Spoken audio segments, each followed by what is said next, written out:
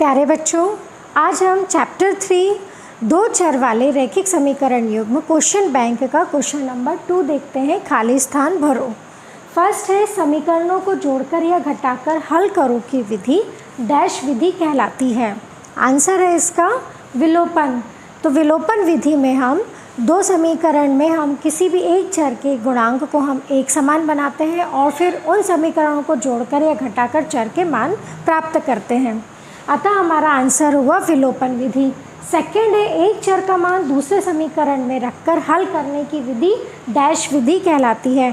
तो इसका आंसर है प्रतिस्थापन। तो प्रतिस्थापन विधि में ही हम एक समीकरण से चर का मान किसी एक चर के लिए हल करते हैं और उसे दूसरे समीकरण में मान रखकर हम चर के मान निकालते हैं। अतः हमारा आंसर हुआ प्रतिस्थापन।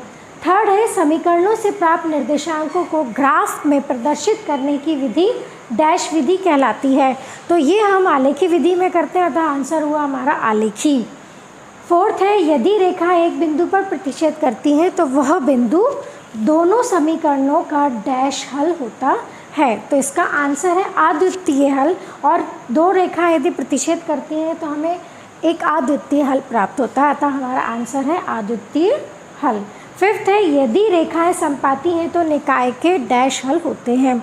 देखिए इस तरह से हमें समीकरण रेखा प्राप्त होती है समीकरणों को हल करके, तो हम कहते हैं कि संपाती है ये दो रेखाएं, क्योंकि हमें एक ही रेखा प्राप्त हो रही है और हमें अपरिमित रूप से अनेक हल प्राप्त होते हैं, अतः इसका आंसर है अपरिमित रूप से अनेक हल।